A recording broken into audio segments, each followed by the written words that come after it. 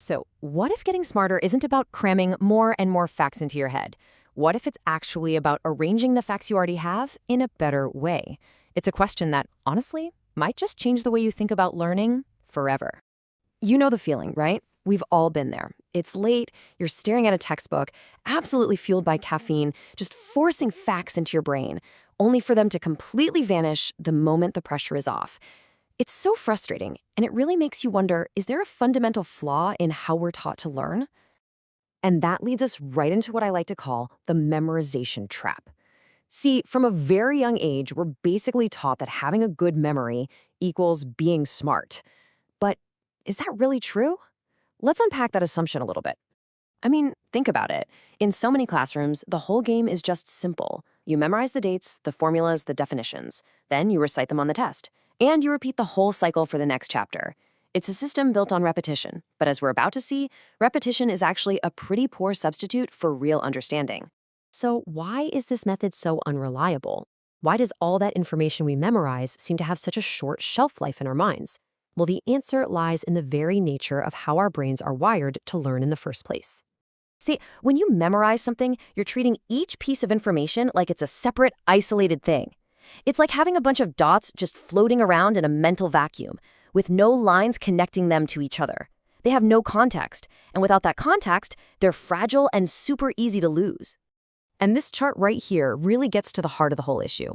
On one side, you've got memorization, isolated facts, a ton of effort, and the results are fragile and temporary. It becomes a game of quantity over quality. You can spend hours cramming and still not actually be able to apply anything you've supposedly learned. It's just an inefficient and ultimately really frustrating path. Okay, so if memorization is the trap, what's the escape route? Well, it's a complete shift in strategy from just storing information to actively structuring it. This is all about working with your brain's natural tendencies, not constantly fighting against them. And here's the key idea. Your brain isn't some filing cabinet for random facts. It's a map maker. Real, genuine learning happens when you take a new piece of information and figure out exactly where it fits on the map you've already built in your mind. It's all about creating connections, not just collecting data points.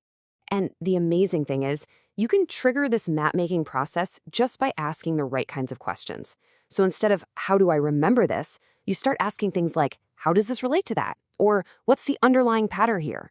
That simple shift moves you from being a passive student to an active architect of your own knowledge. Okay, this all sounds great in theory, but how do you actually do it? Let's break down 4 specific, really powerful techniques that you can start using today to build a better, stronger mental map. These are what I call the 4 pillars of organized learning. You can think of them as your new toolkit for building sturdy, long-lasting knowledge structures in your mind. Let's explore each one. All right, first up, chunking. Our brains can only handle so much information at once. It's just a fact. Chunking is the simple act of grouping related items together. So instead of trying to remember a long, random string of numbers, you naturally group them into smaller, more meaningful chunks, like a phone number. It's a simple hack, but it dramatically reduces mental strain. Next is mapping. This is all about making your knowledge visible. When you create something like a mind map or a flowchart, you're not just taking notes, you're literally forcing your brain to see the relationships between different ideas. And often you'll spot connections and patterns that were completely invisible when the information was just a big block of text. Third, we have sequencing. Our brains absolutely love stories and logical progressions. When you learn things in a clear sequence, whether it's by time or cause and effect or from simple to complex, your brain starts to anticipate what's coming next. Learning becomes less about just recalling facts and more about predictive understanding, which is a much, much deeper form of knowledge. And finally, maybe the most powerful pillar of all, integration. This is where true understanding is really born. Every single time you learn something new, you should actively ask yourself, how does this connect to something I already know? This process weaves new facts into your existing mental map, and that's what makes them meaningful, memorable, and actually useful. All right, let's bring all of this together with a practical example in a really clear playbook you can follow. It's time to see what this actually looks like out in the real world. So just imagine 2 students. Student A is the memorizer. They know the list of planets. But student B, they're the organizer. They understand the solar system. Student B has created a mental map, grouping planets by type, arranging them by orbit, and really seeing the relationships. They haven't just memorized facts, they've built a model of reality in their mind. And that is the powerful difference. So, how can you put this into practice? Here's your 5-step playbook. It really incorporates everything we just talked about. Start by mapping ideas out visually. Then, group them into chunks.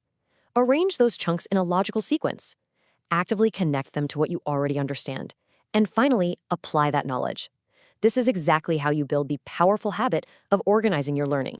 This really reframes the entire goal, doesn't it? Learning isn't a race to store facts. It's a journey of mapping the world in your mind. The finish line isn't a brain just full of disconnected trivia. The real prize is a rich, interconnected mental map that helps you navigate the world with a much deeper understanding.